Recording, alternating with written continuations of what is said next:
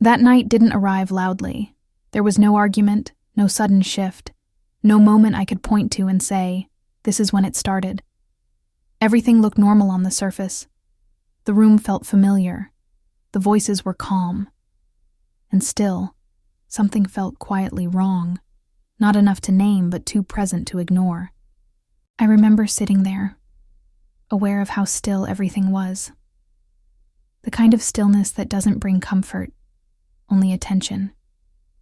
Nothing demanded a reaction, yet my body felt alert, as if it were waiting for something that never came. I told myself I was overthinking, that not every discomfort needs an explanation. But the feeling stayed, subtle and persistent, like a thought you try to push away and end up noticing even more. What unsettled me was how peaceful everything appeared.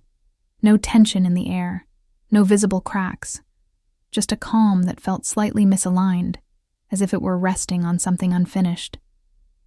I listened carefully, not just to the conversation, but to what wasn't being said. There was a distance in the pauses, a weight in the quiet moments between words. Nothing was wrong, and that was exactly what felt wrong. I became aware of how carefully I was responding, how measured my reactions had become. I chose my words not by honesty, but by how little they would disturb the calm. I smiled at the right moments. I nodded when it felt expected. And all the while, I could feel myself holding something back. Not because I wanted to, but because saying it felt like it would break whatever fragile balance was keeping the night intact. That was the moment I understood that silence doesn't always feel empty. Sometimes it feels crowded, filled with things that are present but unnamed, felt but unresolved. I didn't know yet what that night would take from me, or why it would stay with me long after it ended. I only knew that when everything feels quietly wrong, it's rarely about what's happening. It's about what's being carefully avoided. I tried to tell myself that the feeling would pass, that it was just fatigue or sensitivity, or the kind of unease that comes and goes without meaning anything. I had learned how to rationalize discomfort quickly, to give it a harmless explanation before it asked for more attention. So I stayed where I was. I stayed present. I forced myself to relax into the calm, even as something inside me refused to settle. What made that night different wasn't the intensity of the feeling. It was its clarity. It didn't arrive as anxiety or fear. It arrived as recognition. A quiet awareness that something had shifted, even if nothing visible had changed. I could sense it in the rhythm of the conversation, in the way laughter came a second too late, in the pauses that felt slightly longer than they needed to be. Everything was polite. Everything was controlled. And none of it felt fully alive. I became aware of how much effort it took to keep things smooth. How carefully I monitored my tone, my expressions, my timing. I wasn't lying, and I wasn't pretending. I was editing, choosing what version of myself could exist safely in that space without unsettling anyone. That realization landed quietly, but it stayed, because it meant the calm around me wasn't natural. It was maintained. The longer the night went on, the more I felt myself pulling inward, not withdrawing completely, just enough to stay protected. I listened more than I spoke. I responded without expanding. I let moments pass without marking them. From the outside, nothing looked wrong. From the inside, I could feel the distance growing. Subtle, practiced, almost automatic. Looking back now, I understand why that discomfort mattered. It wasn't warning me about what would happen next. It was showing me what was already happening. Some nights don't change your circumstances. They change your awareness. And that night, quietly and without drama, I began to notice how much of myself I had learned to hold back in order to keep everything feeling calm. After that night, the feeling didn't disappear. It changed shape. It became quieter, more familiar, easier to overlook if I wasn't paying attention. I told myself that nothing had happened, that I was reading too much into a moment that had already passed. But the body remembers what the mind tries to dismiss, and mine had learned something it wasn't ready to forget. I started noticing similar moments in other places. Different rooms, different conversations, the same subtle misalignment, everything appearing calm, while something underneath remained unsettled. It wasn't dramatic enough to confront, but it was persistent enough to follow me. That realization unsettled me more than the night itself. What stood out was how quickly I adapted. I adjusted my tone before anyone asked. I softened reactions before they could land. I chose responses that would preserve the mood rather than reflect what I actually felt. It wasn't deception. It was preservation. Or at least that's what I told myself at the time. I began to see how often silence functioned as a solution. Not a healthy one, but an effective one. It kept things predictable. It prevented friction. It allowed everyone to leave the moment intact. But effectiveness doesn't mean truth, and stability doesn't always mean connection. There were moments when I felt strangely detached, even while being fully present. I was listening, responding, participating, but part of me stayed just outside the interaction, observing rather than inhabiting it. That distance felt protective at first, like a boundary. Over time, it began to feel more like absence. I noticed how rarely I allowed myself to disrupt the calm, not because I was afraid of conflict, but because I had learned how much effort it took to repair it afterward. Peace felt fragile, and I felt responsible for keeping it intact. That responsibility wasn't assigned to me. It was assumed. As the days passed, I realized how much energy went into maintaining that quiet balance. I had to stay aware of my own reactions, noticing them early enough to soften or suppress them. That vigilance was invisible to everyone else, but it accumulated quietly inside me. What looked like ease from the outside was sustained by constant internal negotiation. There were moments when the discomfort returned sharply, not as anxiety, but as recognition. A sense that something was being carefully avoided. Those moments didn't demand immediate action, but they refused to disappear. They lingered, asking to be acknowledged rather than resolved. I began to question what calm actually meant in those spaces, whether it reflected genuine ease or mutual restraint, whether silence was creating safety or merely preventing truth from surfacing. Those questions didn't lead to answers yet, but they changed how I listened. That night had taught me how easy it is to confuse quiet with alignment, how easily we accept calm as proof that everything is fine, but calm can exist alongside distance, and silence can coexist with things left unfinished. And once I noticed that, I couldn't unsee it.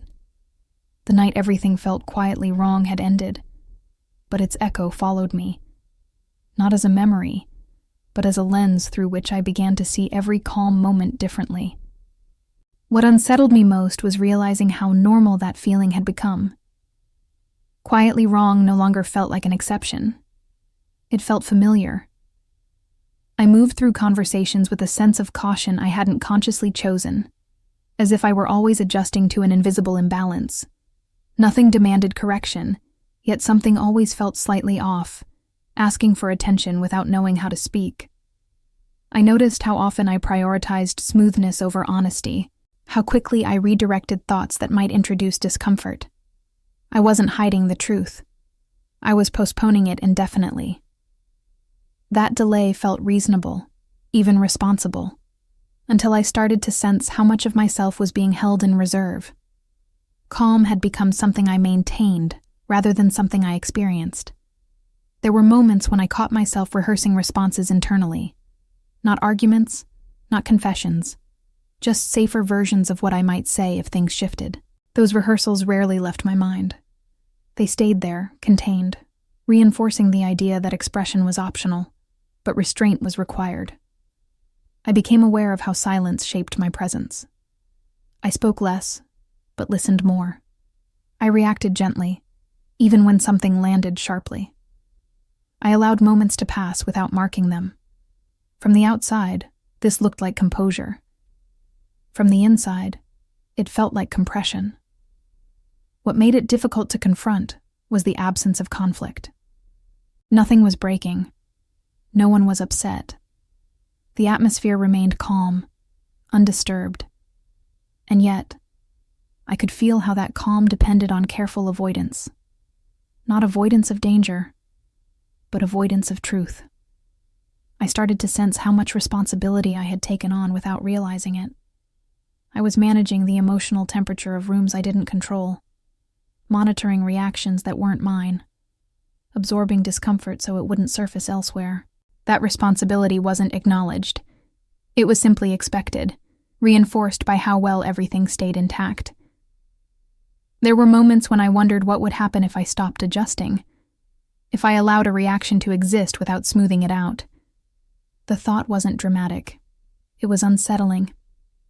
Not because it promised chaos, but because it threatened the quiet order I had learned to protect. I realized how much trust that silence required. Trust that what was unsaid wouldn't matter later. Trust that postponed truths wouldn't resurface heavier. Trust that calm, once preserved, would remain stable. That trust felt solid until it didn't, until the weight of everything unspoken began to press inward. The night everything felt quietly wrong wasn't warning me about others. It was revealing something about myself, about how easily I adapted to imbalance, how quickly I learned to live inside spaces that required me to stay smaller to remain comfortable. By then, the discomfort had changed again. It no longer felt like unease. It felt like recognition, a quiet understanding that something essential was being negotiated away in silence. And once that recognition settled in, I knew it wasn't going to leave without asking something of me. At some point, the discomfort stopped asking to be explained. It simply existed. Not as anxiety, not as fear, but as a steady awareness that something was no longer aligned. I didn't feel the urge to fix it or confront it. I felt the urge to stop pretending it wasn't there.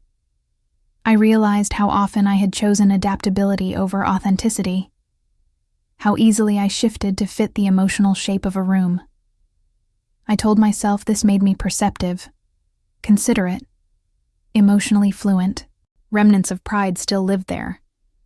But underneath them was a quieter truth. I had learned how to disappear just enough to keep things comfortable. There were moments when I felt the cost more clearly, not in what others said or did, but in what I no longer expected. I stopped waiting for curiosity, stopped hoping to be met halfway. I learned how to be self-contained, emotionally efficient, quietly sufficient. That self-sufficiency looked strong and felt lonely. I noticed how silence had begun to define my role.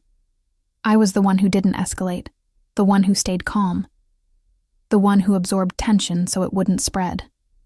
That role felt stable, even respectable. But it also felt like a narrowing, a version of myself that had fewer ways to exist. What unsettled me most was realizing how gradual this had been. There was no single decision where I agreed to become smaller. No clear moment of surrender. Just a series of reasonable choices that slowly led me away from my own center. The night everything felt quietly wrong had simply been the first time I noticed. I began to understand that silence, when practiced long enough, teaches you what not to want.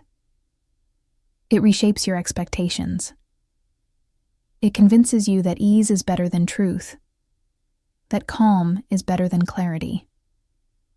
And once those lessons settle in, they're difficult to question, because nothing appears broken. There were moments when I imagined speaking without adjusting the outcome, not to accuse or disrupt, but simply to exist honestly in the space I was already in. The thought felt relieving and unsettling at the same time. Relieving, because it promised relief. Unsettling, because it threatened the equilibrium I had built my sense of safety around. I realized then that I wasn't afraid of being misunderstood. I was afraid of changing the dynamic, of altering the quiet contracts I had learned to honor without ever signing. Silence had kept those contracts intact, but at a cost I could no longer ignore. By that point, the discomfort had become something else entirely. It wasn't a warning anymore. It was a boundary, a signal that something essential had been held back for too long.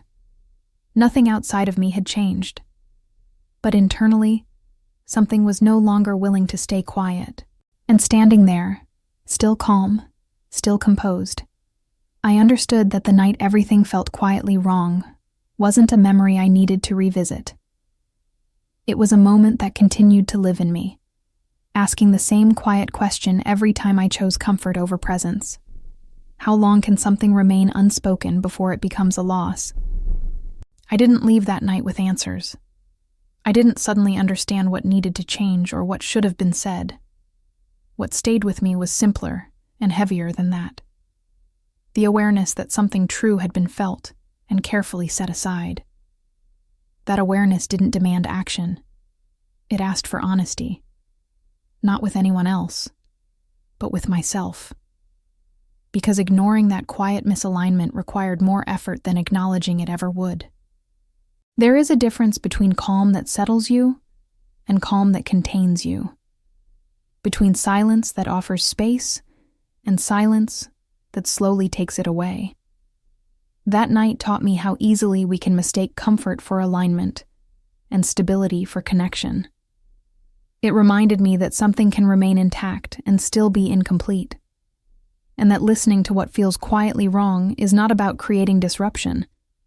It's about noticing what has been asking for attention long before it learned how to speak. If you stayed with this story until the end, thank you. Some stories don't resolve anything. They exist to sit beside you, not to instruct you.